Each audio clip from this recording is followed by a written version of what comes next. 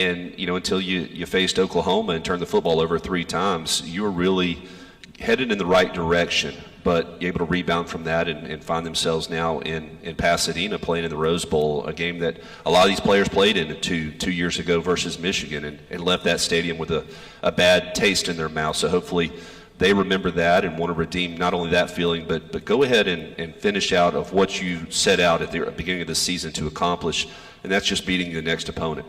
How do you attribute getting yourself right as a team on the road against the toughest team without question that we faced all year until we play on Thursday against Indiana? All right. That win at Georgia was phenomenal. Sure. You wrap it up. You go down to Auburn, and that's a tough place. Everybody knows that that's a difficult place to play in. And even though you go up 17-0, go back. They fall back. Though. Forgive me. I'm talking about the first win, where we got ourselves fixed, because we lose to Florida State. Yeah, we win the next game at home, but then we've got to play get the off at week Georgia, and then you go to Georgia. And that's the one where I'm saying, how in the world do you get yourself really right? Because that's the first time we saw this team play like we knew they were capable of, and it was against as good a team as obviously we've seen all year. First thing is it goes back to the previous 3 weeks, really, because you had the off week right before Georgia. You have La Monroe coming into town, and you blank them 70-0, and you start doing things that you thought you should have done in that first week. Okay, so we know we are capable. Then you play a little better competition in Wisconsin. You handled them easily. Good defensive unit. They couldn't score. Defense played great, got a couple of turnovers. So you know that it's within you. And I've always said this, playing on the road unifies that locker room more than anything else, because it's you against everybody, and there are no distractions when you go on the road. Playing at night harkens back to your high school football playing days when the energy just flows. You're feeling good about yourself. So when you have nothing but that locker room on your side and you're playing at night and you go out there and play the way the defense did, forcing a 3 and out, the offense driving down the field, putting 7 points on the board, all of a sudden there is just a multitude of confidence in you that there ain't no doubt that we can do this. And It's from that standpoint on, you just continue to march and play the ball game. And as so many games this season have gone, it's a one-possession game where you're fighting and clawing at the tail end. Defense gets a turnover inside the red zone, and the offense gets enough first downs in the fourth quarter to seal the deal. You knew right then you had something special that you could work with, but the work wasn't done. You had to go back and continue to try to prove. And we talk about this all the time, too. It doesn't matter how well you play or how poorly you play. When the game film comes on, there's a lot of good things that occurred. There's a lot of bad things that need improvement on. And that is the message that takes place each and every week. All right, we're going to talk about the back half of the season just a little bit and what helped lead Alabama to where we are now, and that's in California, getting set for the quarterfinals of the college football playoff. It's the Rose Bowl Thursday. Alabama taking on the top-seeded Indiana Hoosiers. We'll continue with more from the JW Marriott Hotel and our Rose Bowl preview show presented by Toyota when we come back on the Crimson Tide Sports Network from Learfield. On a dark desert highway, cool and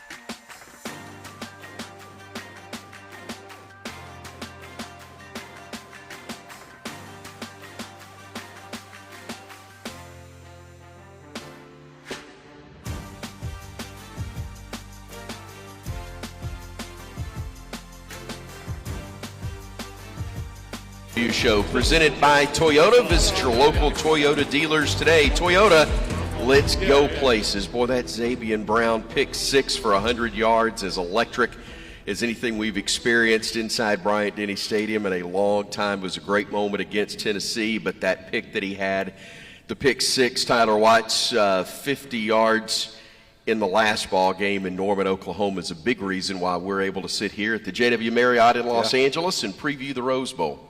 That was the most ecstatic play in Alabama history there at Oklahoma Memorial Stadium or whatever it was as well. That was a heck of a play. I mean, he just continues to impress in what he's able to do from that cornerback position. So good against the ball, against the throw, and then as well with the ball in his hands. I mean, he's just he's money. He is indeed. We're glad you're with us here at our Rose Bowl preview show presented by Toyota, coming to you live again from the JW Marriott in Los Angeles. It's the team hotel for the Alabama Crimson Tide leading into their Rose Bowl matchup, the quarterfinals of the college football playoff, taking on the Indiana Hoosiers. We've been talking about the path that got Alabama here.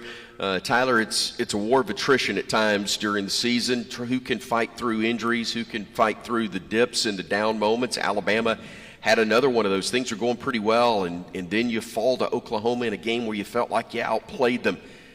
Oh, and then you got to go to Auburn and win, and Bama does, in order to go to Atlanta.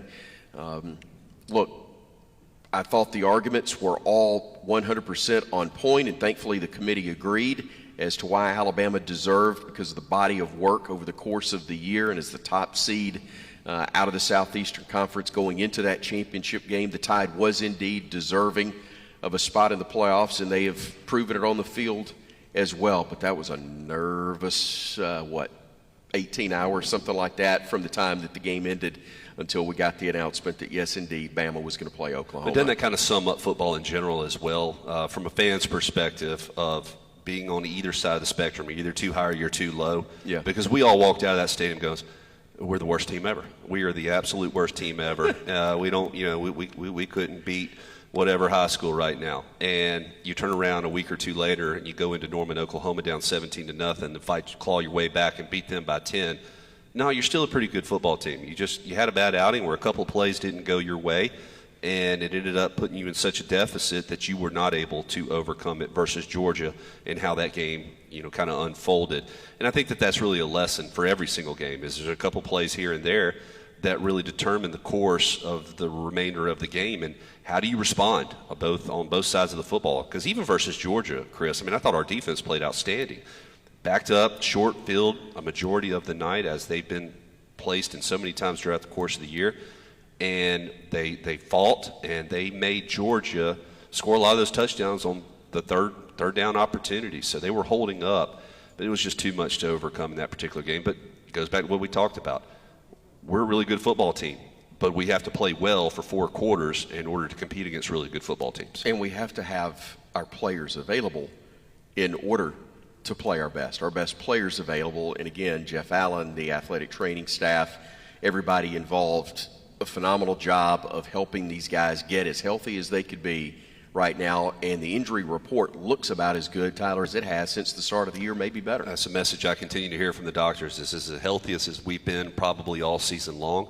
And it's amazing just what a couple of extra weeks here or there can do for the well-being of these players and allowing them to overcome some of the nagging injuries that they've been kind of fighting throughout the course of the year, or more immediate severe injuries that a couple of weeks off, now they're back close to 100%. And it truly does go back to the start of the year, because without taking anything away from Florida State and without taking any of the blame off of our team for not executing at the level they're supposed to, you still were without, in the opener, not only 2 of your best players, but 2 of your best leaders in Tim Keenan III and Jam Miller. And their absence was huge in that ballgame.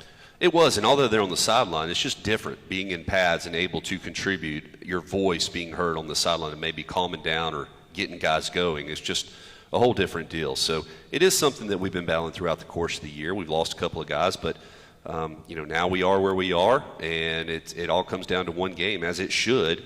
You're as healthy as you've been. Lay it out there on the line, and hopefully you're relying on all the leadership that has grown throughout the course of the season, not only by those two guys that you just mentioned, but a bunch of other people who have stepped into a leadership role through their play. Bowl prep is something you're familiar with. You've gone through it. Playoff prep is something you haven't experienced since you were a high school player. But how different is playoff preparation, if any, from bowl preparation? I would assume it's huge from the standpoint of these guys just rolled in yesterday. They had one practice here in town before they'll go and play. They'll have a walkthrough tomorrow, but just one real practice before they suit up and go play against Indiana. So you treat it much more like just a road game. That, hey, we do all our prep work in Tuscaloosa, familiar surroundings that we're preparing a game for. Whereas a bowl game, it's just, hey, let's go down here. Now I'm ready to go home about the third day. And you still got a ball game to play a couple of days later. So completely different atmosphere. Plus, there's so much laying on the line right now in this ball game. And I would say that even 2 years ago when they traveled out to California and were here a little bit longer, it probably been much more focused this time because all your prep work was done in Tuscaloosa as opposed to out here. Tyler Watts, former Bama quarterback and our color analyst, of course, on the Crimson Tide Sports Network. Joining me, I'm Chris Stewart here at the JW Marriott. It's the team hotel for the Alabama Crimson Tide. We've got a Rose Bowl preview show presented by Toyota coming up in just a few minutes. The head coach of the Alabama Crimson Tide, DeBoer, will be with us a little bit later in the program. We're also going to be joined by Ian Fitzsimmons from ESPN. Tuscaloosa guy years back, and we'll talk with him as best we can. There are certain things Ian says are off the table as far as his days in Tuscaloosa, but we are looking forward to talking with him about that experience, but also this big matchup, the Rose Bowl, the quarterfinal in the college football playoff between Bama and Indiana when we return to L.A. on the Crimson Tide Sports Network from Learfield.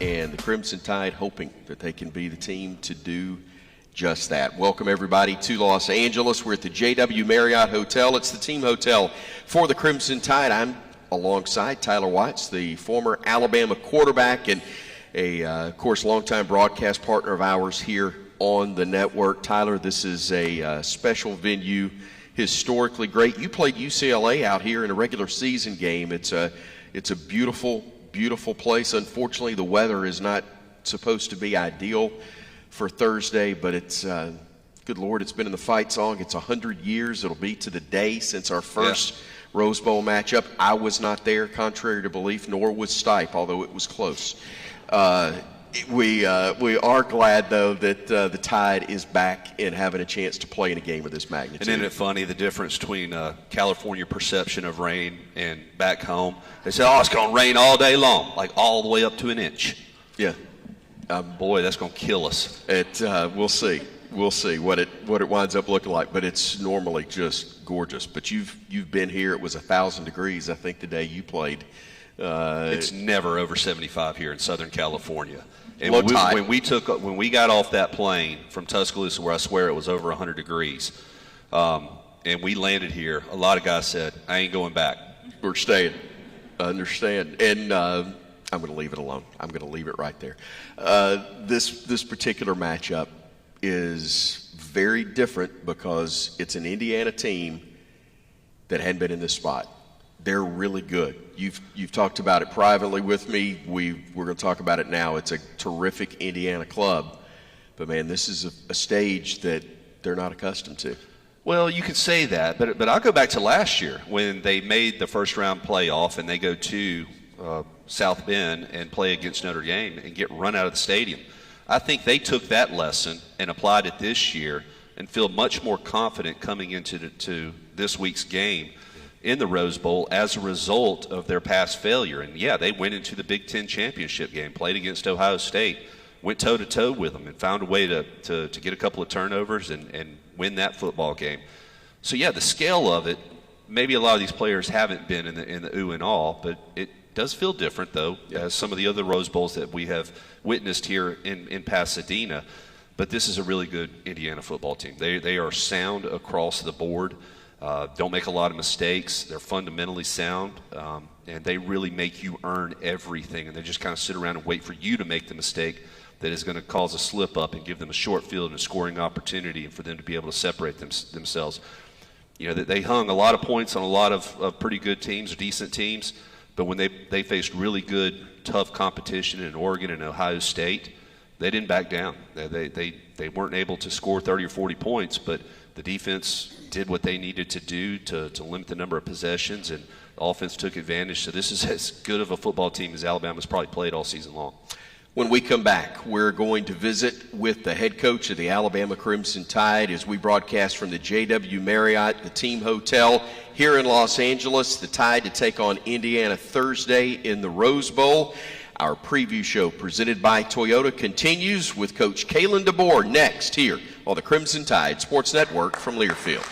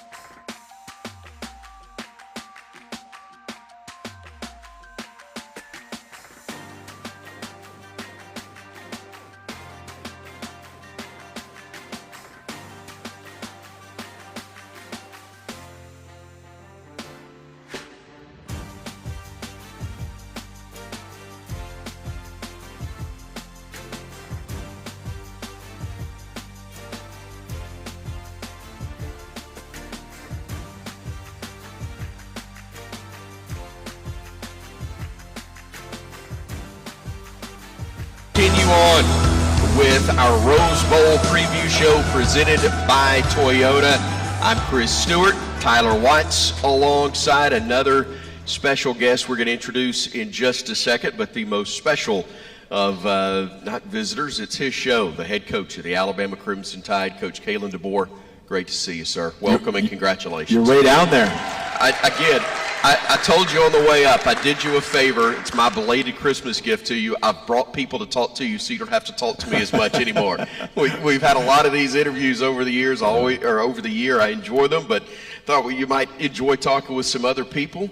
Tyler, you know well, and this guy that's joining us now. What you may not be aware of, Coach, yes, Ian Fitzsimmons, ESPN Radio. He'll be on the national radio broadcast on Thursday doing sidelines. We hear him on ESPN, see him on television there. But also Hall of Famer in Tuscaloosa as well. Whether easy, Coach. Hold on now, Chris. I don't know about a Hall of Famer. We're not going to hurt each other. Well, it is a triple crown from what I understand. Very few have on their resume Innisfree, Train Station, and Purple Fish, which were legendary stops in Tuscaloosa that he may have been able to. His first words weren't in broadcasting. They were, "What do you have?" That's it.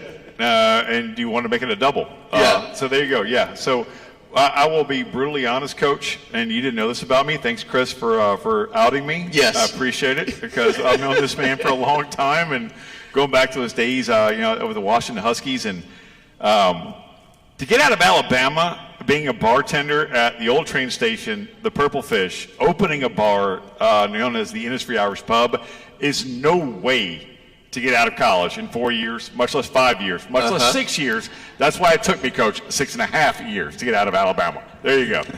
But he got out. But I did, yeah. But it was one of the greatest experiences of my life. And, being a bartender in Tuscaloosa, there's no chance you're getting out in 5 years, much less 4. I will take your word for it. Coach, go ahead. I'm sorry. And what you don't know is we got something going here, too. I think the streak was broke at one point, but we had quite a streak going on. We were together. We were 5-0 at one point, 5 straight. And then Michael Penix missed Dunze up the right boundary against Michigan. I'm sorry to bring that up. Yeah. And that was our first loss. That was it. Okay, I couldn't remember which one, but that was the one. So everyone thinks black hoodie, right? Yeah. Okay. I mean, there's a little bit of that, but there's a lot of this too. Yeah. So we're bringing them all in for this game. Well, Coach, if I can bring you any luck whatsoever, then I'm happy to do it for the alma mater. But I will tell everyone this. This man is the calmest guy I've ever seen during a game. So it was Oregon State's ranked, I think, 16th in the country. You guys at Washington were ranked 3rd in the country. And you probably remember this. It's the end of, and I hate doing these interviews. I can't stand them. And Tyler, you know where I'm coming with this. Chris, it's the in-between quarters where you go up and talk to a coach. This guy, on the road, 33 degrees. It couldn't just, blazing rain, wind, it was awful. I mean, it was one of the most miserable games I've ever had a part of calling on the field as an analyst and reporter. And this guy looks at me, and I think you're up 3. It was close. I know we had to come back. Yeah. And he puts his arm around me and goes, "Fitz, what do you want to know?" I'm going, wait, what? Yeah. This guy is calmer than I am, right? Yeah. I mean, I'm nervous as hell, right? I mean, it's a 3-point game. What do you want to know? And then he tells me, not kidding, can't make it up. Well, Fitz, we just get a first down here, and you get another first down, and we just go and matriculate the ball down the field. Let's get 6, not 3. Let's win a football game. It ain't hard. Let's go. Again, it's 33 degrees. Yeah. It's a downpour. It's windy as hell, and this guy's going, Here's what you got to do. yeah, that's what we got to do. And That's your head coach, folks. That's your head It goes coach. to back to everything where I knew this guy was there. I knew I was good. Yeah, right. You had the Good security luck, Tom. blanket. I was right there. I was like, we're good somehow. I don't know how it's going to work out, but we're good. Kind of the way it was in Norman, wasn't it, Coach? We That's got to get a right. first down. You're Yeah. down 17-0, and yeah. finally get one to Latier Brooks, and it's amazing how it flipped from there. Man, yeah, that seems like forever ago. But that was have we not had this show since then? This first one. This is the first Yeah. time we get a chance to talk about it. I just kind of registered with me. So, yeah, that was pretty something special with the team. And you always looked at those points that it kind of kicked off, and it was probably that third down conversion to Lottie on a big catch he had, big throw by Ty. And so there's a lot I know we'll probably hash out about that game. What did you learn about your team? Being down 17-7, going back to that calm coach that I just referenced, in a remarkable game that you led the Huskies to the national championship game. What did you learn about this Alabama team down 17-7, and you came back and won by double digits? Going back to week 2, we have talked so much about how we got more in us. We got more in us. I don't care if it's the effort, the energy, just what we do in our preparation on the field, off the field. We got more in us. We got more fight in us. We can be tighter than we are right now at that moment, and we just got to make a decision that we're always going to keep working to pull more out of each of us. And I think we had times where we were down 10. We were down 10 or we were down early against Vanderbilt. We've been down at different times, and we've had times where it's gone back and forth. You can point to all these games. The South Carolina game and the Auburn game, we were ahead, but then, it goes the other way, and those are momentum swings. But we're down 17, so we got more in us on the road, in a do or die situation, and we got more in us. And so to do those things together each time, it just builds on the trust and belief, the building of the culture, the verification of what we do and how we do it, and how it applies to, moments, big moments in games. And so, we know that there's going to be more to come in 2 days, that we're going to have to rely on all the experiences we've had together to come through for us. Is there any one thing, and I hate to be a Debbie Downer here, but the last 2 games, man, we have struggled offensively coming out the gates, something we hadn't seen all season long. Is there any one thing that our opponents are doing, or how do we make sure that doesn't happen again? I think it comes down to literally just getting one first down. We came this close to converting a third down on that first drive, and I think a lot of times that's all it takes. I've seen it over and over all the years. Literally, sometimes it's just making a throw, making a catch, running, getting a run to get a first down on one of the first 2-3 plays of the game that just gets everything rolling. I think that there's differences between the Georgia situation and the Oklahoma situation, but that's what I felt in the Oklahoma game. We just couldn't get that first down, and then once you get it going, literally it was one catch that kind of spurred everything on. You used to call that breaking the seal, huh? There you go. There you go. This guy. Don't maybe start telling stories, Tyler. On that note, we're going to take a quick break. I need to get us back on schedule from something I missed for our affiliates. This is break number 5, I believe. Am I throwing that right, Tom? Yeah, break number 5, affiliates.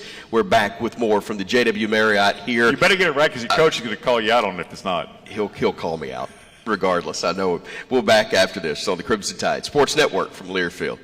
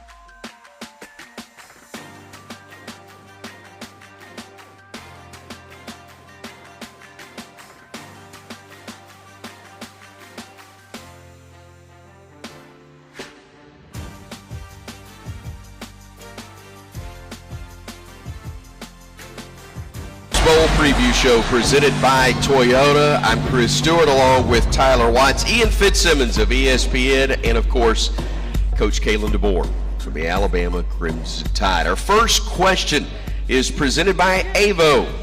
Avo, yay, Alabama.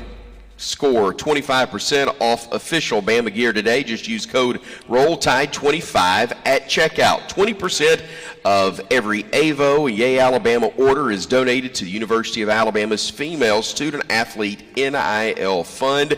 And Roll Tide. If you got a question, 877-202-BAMA. We're going to go to a question from here in the audience first, looking through the lights. Go ahead, young man. Tell us your name and go ahead with your question for Coach. My name is Patrick. Okay. And my question is, hey, Coach, have you ever played or coached in the Rose Bowl before? Not the Rose Bowl game. I've been in the stadium 3 times, but not the Rose Bowl game. So this one's a new one for me. Pretty exciting. You know, when you grow up and you know, over the years watching this game and what it means, it's pretty special for me. I know there's a lot of coaches that also share that. Guys that have listed this as kind of bucket list opportunities. We've talked about that. Not even in the last couple of weeks, but even before that, you know, just looking at our path when the playoff announcements came, not looking ahead. We know we had to take care of the week 1 win against Oklahoma, but pretty cool opportunity. All right. I'm following up on that. What were your 3 times in the stands watching the Rose Bowl? Oh, I'm sorry. I coached in the stadium. Okay. Not the game. Okay. Yeah. I've never been to the game before. I was going to say, wait, hold on a minute. As a fan, no, it ain't happening. No. That's not happening. Okay. Just making sure, young man. Got you. Got him covered. Let's go to the phones. And, Coach, you know the tradition. Heck, Ian probably knows the tradition. Pee-wee down in Grand Bay, the first call of the night. Go ahead, Pee-wee. I remember him. Hey, Coach, how are you doing, sir? I'm good. What you got? It's good to hear your voice. I actually got 2 questions, if I might. Y'all had touched on what I was going to talk about a little bit about the importance of being able to get a quick start in this game. You know, when we won those 4 games in a row, that was the one theme that was a big deal, that we were consistent on getting good starts in each one of those games. And secondly, in the game against Oklahoma, we ended up having to play a lot of man defense. I was just wondering what it went into that decision and how, if any way, would that affect our game plan this weekend? Yeah, I think every game is its own game, and there was too much time back there for Mateer, and we needed to kind of glob on or kind of, you know, get guys covered up more. And man-to-man coverage is going to do that. That allowed us to bring some pressure. We do a lot of things where we can pressure and play zone behind as well, but we needed to be able to have change-ups. And I thought all around, I thought from what we went in, and I remember Kane Womack, I don't know if he's talked about this, I know he's been interviewed a few times, but went into the game plan. He went into the game with a bigger plan than normal, and sometimes that kind of makes you nervous, right? And I can't say I was because I really trust him, but we needed all of that. We needed all of that because you go in with a plan, and there's some things that they're doing a little bit different. Again, we had a couple weeks, they had a couple weeks, and so you kind of feel it out early, and they cashed in on their opportunities early, and we needed to, you know, adjust and, again, having a game plan. And you can do that at this time of the year because it's not like you're having to drop a ton of new things. There's different things and adjustments that we make even from week to week that are new, but it's within the same family. So our guys adjusted very easily, and you know, we're excited about the challenge, I think, in the defensive backfield to play man, and then having pressure on Mateer was huge for us. And so that was really the difference in slowing down their offense, I felt. I saw Coach Womack after the game. He was fired up. Do you feel if the plan had not been as broad going in that you would have had the answers throughout the course of that game? Yeah, I think we always have a variety of things. I think that we're talking about, we still have a good volume of stuff, and we're always going to have pressure and man. I mean, that's a part of what we do. But I think there was just another level of layers, you know. Okay, we did this in the first half, and this was our adjustment, and we kind of closed the gap. Actually, we did. We made it 17-17. But then you got to have things that you save.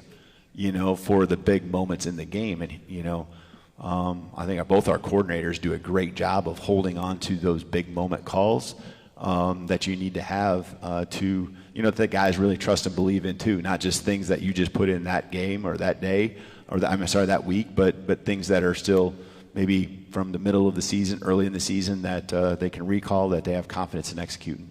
You're down 17-0, and your quarterback never flinches.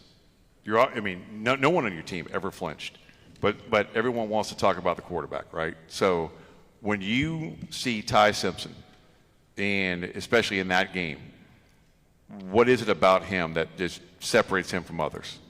Mm-hmm. Yeah, first of all, I just said this one's going to be legendary, ain't it, huh? Hey, he balled out. That's what I told him. Balled out. And so, you're like, dang, we're in this spot. This one's, but you know what? That's what I've just felt like we had moved the ball enough in the first game, and it was not easy. But I thought we had enough of some the practices. You could see, man, if we can just get this going, we can execute and we can pull this thing together. And so I think his energy and the positive energy was just so. It was so easy to be seen. Yeah, it was infectious, and the whole team I think the offense starts with the offense, but the whole team really, I think felt it and saw it. And we've talked about those situations. A year ago, we were in the same place. We were down by 21 points, and we talked about in the off season that all you got to do is just try to make it. You just get one score. You can't get 3 scores in one drive. Get one score and make it a 2-score game going into the fourth quarter. We almost did that a year ago, and we talked about that in the offseason and how comebacks happen and what the mindset has to be. Just chip away, chip away, chip away. And that's what happened. It just reminded the guys, guys, all we need to do is get one score. I don't care if it's 3 points. Yeah. 3 points makes it a 2-score game. Yep. And so give us 3 points, and then we'll get another score. And I know they might score some, but we'll get some points and we'll close the gap, and we're going to make this a dogfight going to the fourth quarter. And we've been in that all season long. And so we're comfortable in that spot. And we did more than that, right? We closed the gap and tied it up going into halftime. And now it's just a matter of start the second half fast. Go ahead, bud. Go back to fall camp to right now. What has been the most impressive aspect about this particular team that Alabama fans, America, should know about?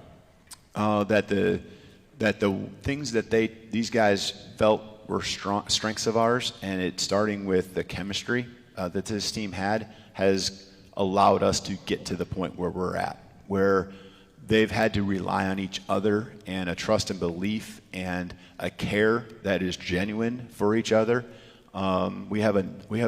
It's interesting. We have, guys across all the classes, but we have a good group of leaders that are upperclassmen who have been in the fight here. There's a couple of guys that transferred in who are also upperclassmen that added to it. But then we have a lot of younger guys that are very key players. And the thing that happened in the offseason, right away in January, is our upperclassmen, the way they embrace the new guys coming in. And if you look on our depth chart, how many freshmen are playing integral roles on our team, it's crazy on both sides of the ball. And so the flip chart, just the way that spring and summer and fall, going back to fall camp, these guys, the chemistry has allowed us to continue to improve, stay together. Doesn't matter who's with us, who's against us, but we know in the locker room, we got coaches and a staff and players that believe in each other, are going to fight till the very end. Let's get a quick break in, Coach. This is Affiliates break number 6. Then we're back with more of our Rose Bowl preview show presented by Toyota. We're at the JW Marriott in Los Angeles. Coach Kalen DeBoer here, along with Ian Fitzsimmons of ESPN, Tyler Watts, and myself from the Crimson Tide Sports Network from Learfield.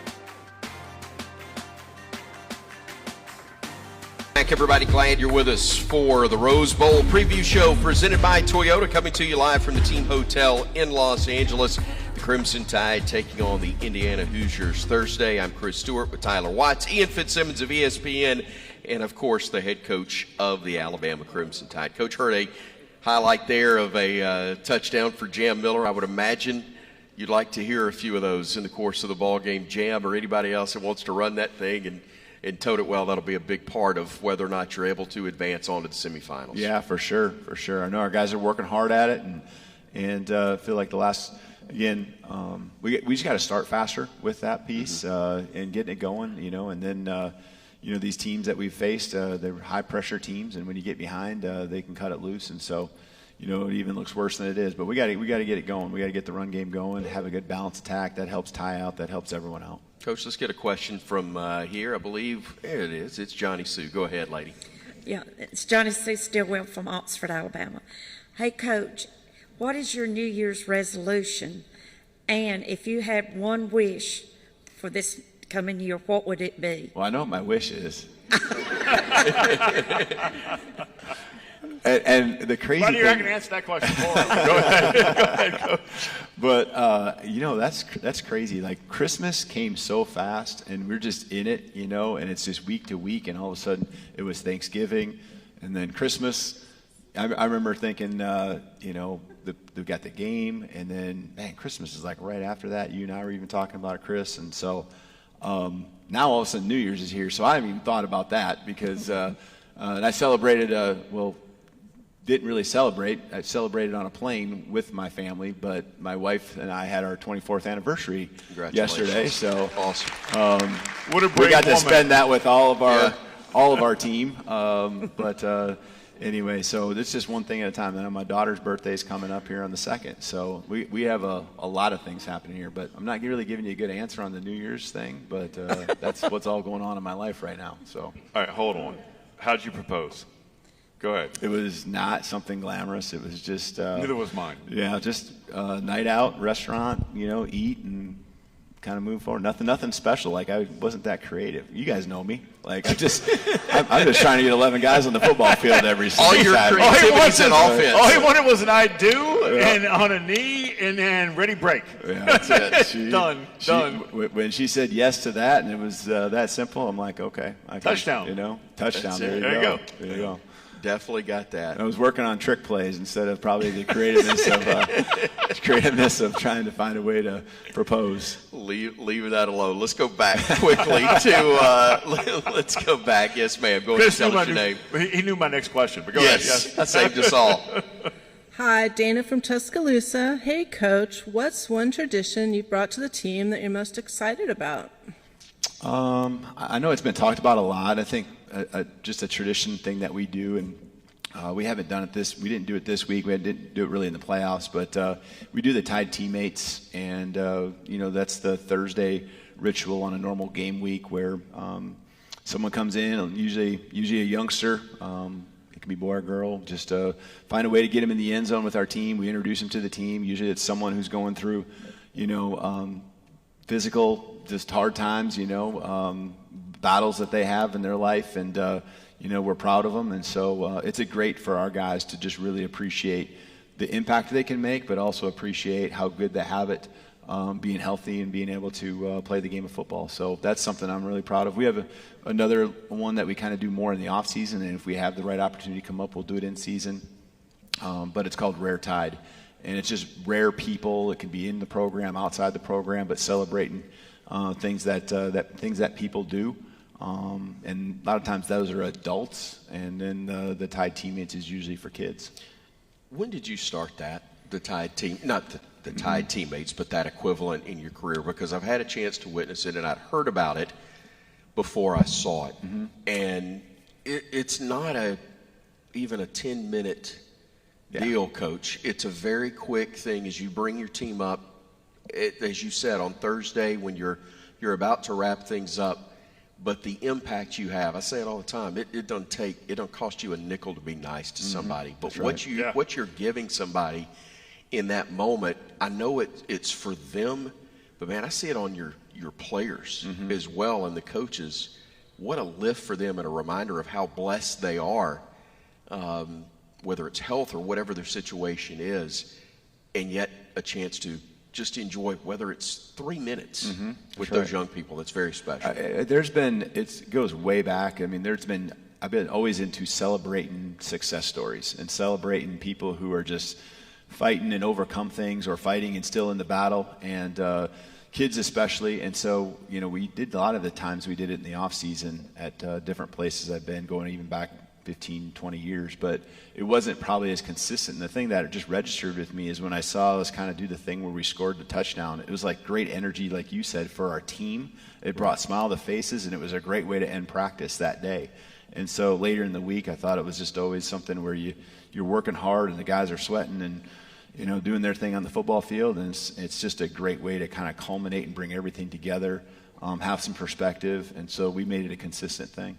A cool thing that we got to witness when you first got here was y'all had the call-outs at the end of the practice. Are we still doing that? And go into it. That's really more of an off-season thing. Now, there are certainly guys, and I try to facilitate leadership, and so we don't call them the shout-outs in the in-season, but really from January through really almost the first game, we do the shout-outs at the end of the week, whatever the last practice is. If it's a Friday or a Saturday, whenever we're together last, it can be in the winter workouts. I just think it's a great way for us to get the ball rolling with guys talking out loud, speaking in front of the team, and it starts with 5 to 10 seconds, and guys getting comfortable, it's one of those ways where you're just trying to get them to talk, and when they're talking about someone else, it's always easier, I think, and they can compliment, and then it's amazing how it can just bring it together. So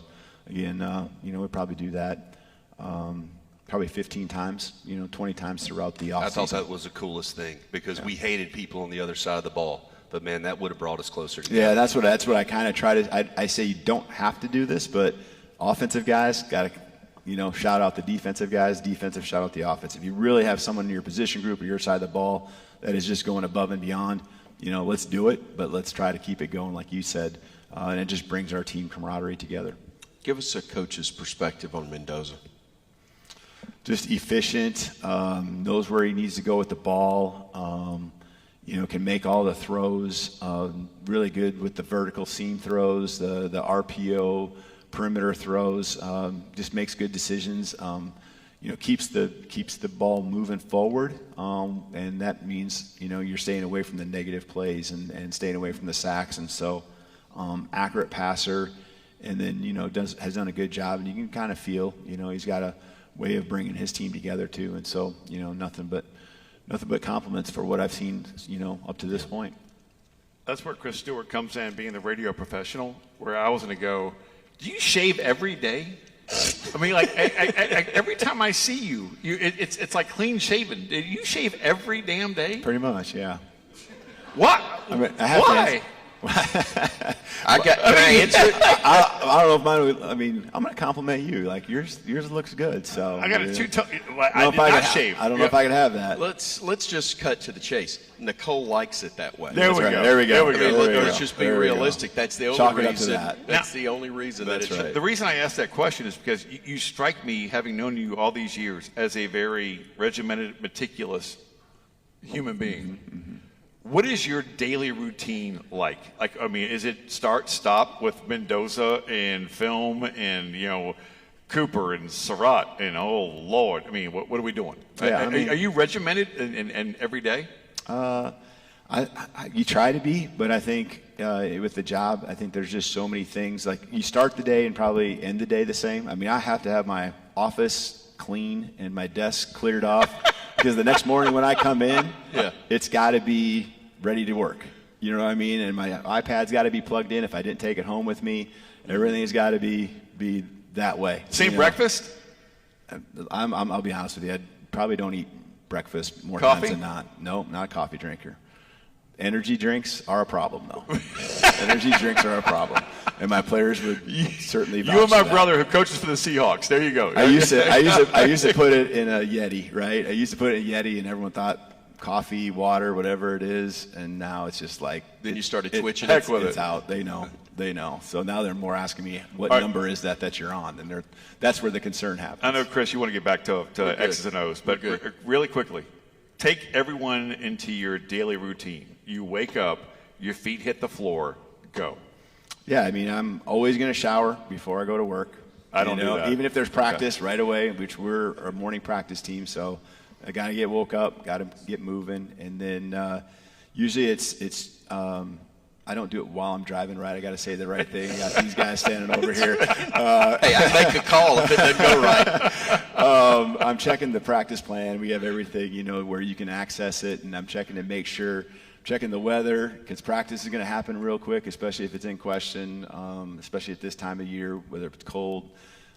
So I'm checking all those things to make sure we're good to go. Any last-minute announcements? Usually the practice plan's good and pretty consistent for the most part. Maybe later in the year it changes. And then I try to do some things with recruiting, try to be disciplined on some recruiting things, and just maybe people I need to reach out to, and that might be people tied to Alabama.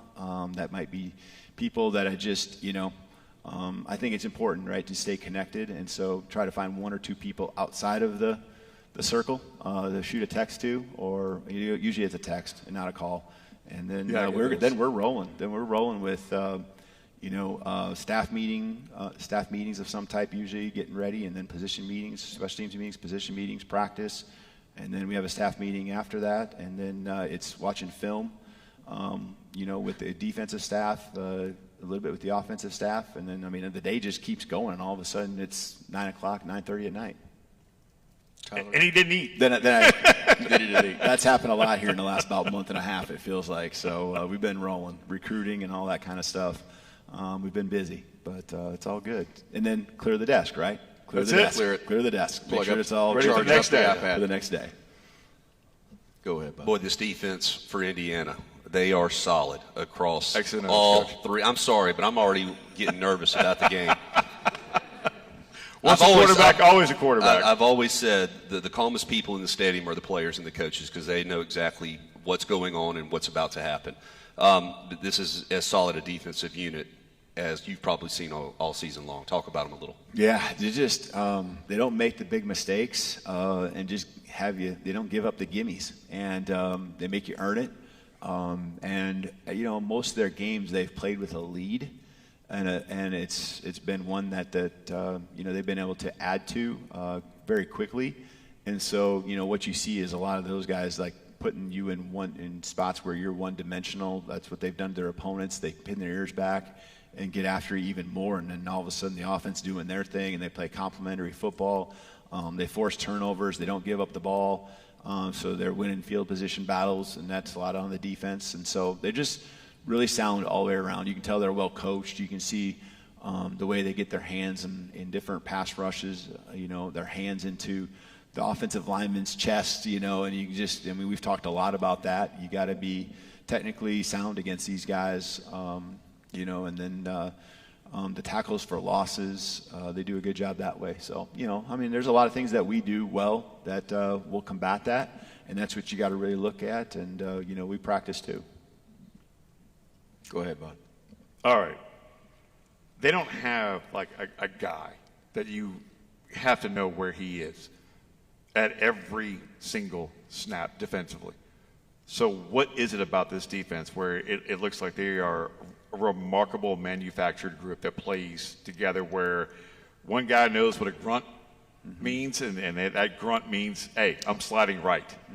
So when you look at them, what stands out? Yeah, I think their staff does a great job of mixing things up, to where and utilizing the skill sets of their guys, and a lot of what I said. They're in the right places, and it allows them to execute at a high level. And again, when they do their job in the offense, like it's team football. It's team football, and all of a sudden, their momentum, their confidence, you can see it within a game. You can see it throughout the season. It continues to build. It continues to add on itself. And, I feel like there's some things that we've done, throughout the season that would apply and correlate to what I view their football team as well. Let's get another call in, Coach, before we head to a break. Parker in Pace, Florida. Go ahead, Parker. Hey, Chris and Coach, how are y'all tonight? Roll Tide. Roll Tide. Roll buddy. Tide. So, Coach, I was looking at the weather forecast for where you guys are playing at this weekend, and there's a possibility of some inclement weather and rain in the forecast. How do you guys practice or prepare? Do you guys practice or prepare any differently going into a game that you could have weather conditions? Yeah, I mean, unless if it's raining on you, which I know that's what's in the forecast, it's impossible to make it feel exactly like that. You can do, wet ball drills, and we add some soap in there to make it even extra slippery. Really? Why do y'all do that? Yeah. We're never going to play with soap on the ball. It doesn't make it that much more. You never know. There's There's a quarterback coach right here. Right? Just a little bit more, just a little bit added, So, because we'd rather practice in the harder situation than what it is. But today we were out there on the field and we felt the clouds and there was a couple sprinkles, and we were actually just hoping it would just rain on us then to get that extra work in. But there hasn't been a lot that we've had to play in, when it comes to the rain. So, I think a lot of it is on them too. They haven't had to be in a lot of that situation. So we both play in the same weather, and when you're in a playoff game, you just got to do everything you can to take advantage of what can happen. So we got to do a great job with our ball security. We got to do a great job of attacking the football and rallying and everyone running, because that thing can come out any time. And those are game-changing moments that we gotta look to create. I go back to that story I told you about 45 minutes ago. Yeah. Corvallis, 33 degrees. This guy, calmest dude on the field, is your head coach at Alabama right here. I mean, and I was miserable. This guy, what do we got to do? Hey, let's get it's going to be a first down. Go play. The one thing I learned in that game was when your hood. So I had a heavier Gore-Tex like coat on because it was cold, and I didn't think about this because I never had this happen. I went to put my hood up at one point. You got baptized? Oh, man. I just will not not forget that. And obviously, it's really cold water. Self-inflicted. Self-inflicted completely. Awesome. But I think it was right before the half. And thank goodness we went in the locker room and got a little change of clothes because I did it all to myself. Put that hood up, and it was full of water, and it collected all the water and didn't realize it. And yeah. And they got to win. And we got to win. It worked. This segment of our show brought to you by Coca-Cola. Passionate fans and an ice-cold Coca-Cola, that is a winning combo. Fan work is thirsty work. Enjoy a Coca-Cola. We're coming back, getting the final word from Coach Kalen DeBoer, presented by McCurry Van and Car Rental. It's our Rose Bowl preview show presented by Toyota on the Crimson Tide Sports Network from Learfield.